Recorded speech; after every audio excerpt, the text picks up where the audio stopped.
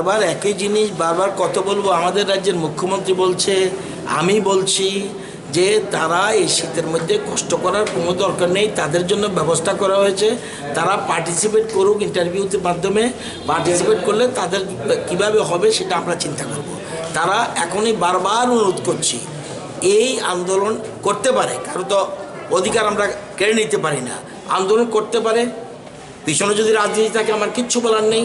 কিন্তু আমি অনুরোধ করব, আমি একজন মন্ত্রিসভার সদস্য বারবার বলবো, এখানে তারা তাদের অভিজ্ঞতা রয়েছে, তারা পার্টিসিপেট করলে যেহেতু আমাদের তুলনামূলক আমাদের সিম্পল সিলেবাস হবে, সেখানে তারা বেশিরভাগই ভালো রেজাল্ট করবে। তো সুতরাং তাদেরকে অ্যাপিল করছি, পৃথিবীর এমন কোনো ব্যবস্থা নেই, ভারতবর্ষের এমন কোনো ব্যবস্থা নেই যে উইদাউট ইন্টারভিউ কাউকে চাকরি দেওয়া যায়। যেহেতু সুপ্রিম কোর্ট পরিষ্কার বলে দিয়েছে পৃথকভাবে কোনো হেল্প না করার জন্য, আলাদা কোনো ফেসিলিটি না দেওয়ার জন্য, তারপরও আমরা কমন রিক্রুটমেন্ট রুলস করেছি এবং সেখানে পরিষ্কার অন্যদের সাথে তারাও ইন্টারভিউ অ্যাপিয়ার করবে। আমার বিশ্বাস তাদের বেশিরভাগ টিকবে।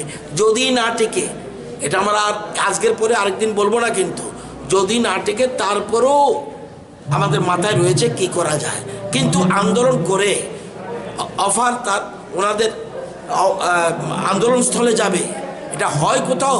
ভারতবর্ষে কোথাও রেকর্ড আছে যে আন্দোলনের জায়গায় গিয়ে কেউ অফার বিলি করে, অ্যাপয়েন্টমেন্ট দেয়? আর যেখানে সুপ্রিম কোর্ট বলেছে ওনাদেরকে কেউ বিভ্রান্ত করছে। আমি অনুরোধ করব বিভ্রান্ত না হওয়ার জন্য, বর্তমান যে প্রসিডিউর চলছে এটাতে পার্টিসিপেট করুক, পরেরটা আমরা দেখব। তারা বলছে বারবার যে সরকারের কোনো প্রতিনিধি এখনো তাদের সাথে দেখা করেনি, সেই বিষয়টা এটাও ভুল, এটাও ভুল।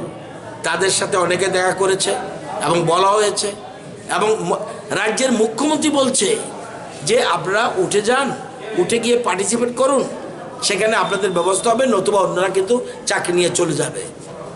মুখ্যমন্ত্রী বলার পরে আমি একজন মন্ত্রী বলার কি অর্থ আছে? আমি তারপরে মুখ্যমন্ত্রীর সাথে সুর মিলিয়ে বলবো যে আজকের পরে আর থাকার দরকার নেই, উঠে যান। এই যে এগুলি তো রেকর্ডেড, এই যে কথাগুলি বলছি রেকর্ডেড না। ওরা যদি দেখাতে, আমরা বলছি যদি কোনো কোর্টের একটা কাগজ এনে দেখাতে পারে আমরা দিয়ে দেব।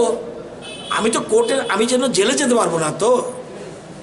আমি কি এমন কোনো ব্যবস্থা, আপনারা তো জনপ্রতিনিধি, আপনারা তো সাংবাদিক বন্ধু, আপনারা গণতন্ত্রের একটা স্তম্ভ, আপনারা বলুন উইদাউট ইন্টারভিউ আমরা কোনো অফার দিতে পারবো তাদেরকে? আপনারা জানেন দিতে পারবো না। মানিকবাবু কি বলল বা বাদলবাবু কি বলবো, এটা ব্যাপার নয়। এখন আমরা পরিষ্কার বলছি যে 5,500 পোস্ট ইন্টারভিউ প্রসেস চলছে, এর মধ্যে আবেদন করার তারিখ এখনও যায়নি। ইমিডিয়েট আবেদন করুক, আবেদন করে তৈরি হোক। এখানে আন্দোলনের জন্য আন্দোলন করতে পারবে। যখন যারা পাবে না তারা আন্দোলন করুক, যারা পাবে না তারা আন্দোলন করুক। না পাওয়ার পরেও আরেকটা প্রস্তুত আমরা রাখছি। আমাদের মানসিকতা রয়েছে, আমাদের ভীষণ ডকুমেন্টে বলেছি তাদের প্রতি আমরা সিম্পাথাইজড এবং মানবিক দিক বিচার করে আমরা তাদের দেখব। এবং এই জিনিসগুলোর জন্য প্রথমে একবার প্রায় 2 বছরের মতো এক্সটেনশন লয়ে দিয়েছে সুপ্রিম কোর্ট, দ্বিতীয়বার সুপ্রিম কোর্টে গেছে বলছি যে তাদেরকে আমরা শিক্ষা দপ্তর না অন্য দপ্তরে আমরা চাকরির ব্যবস্থা করছি, তোমরা আমাদের পারমিশন দাও, উইদাউট ইন্টারভিউ তাদের চাকরি দিতে পারি। সুপ্রিম কোর্ট বলছে না, তার জন্য বিশেষ ফেসিলিটি দেবে না, শুধু এজ রিল্যাক্সেশন দিয়ে দাও। সেটাও করেছি। তারপরেও আমাদের মাথায় অন্য চিন্তা রয়েছে, পার্টিসিপেট করুক। আমি আপনাদের মাধ্যমে আবারও তারা আমাদের রাজ্যের ছেলে মেয়ে, তারা আমাদের রাজ্যের শিক্ষা ক্ষেত্রে তাদের সাহায্য রয়েছে, কিন্তু চাকরিটা আমরা খাইনি। চাকরি সুপ্রিম কোর্ট আদালতের নির্দেশে গেছে। এখন আদালতের নির্দেশ না দিলে, আমি তো শিক্ষকতার জন্য এখন যে পোস্টগুলি হচ্ছে সবগুলি শিক্ষা দপ্তর ছাড়া।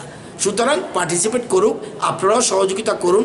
শুধুমাত্র আপনারা বাইট নিয়ে ওরা কি বললো আমি কি বললাম এটা বিতর্কে না গিয়ে তাদেরকে বুঝিয়ে বলুন উঠুন, আমরা তাদের জন্য সিম্পেথি আছে, আমাদের রয়েছে।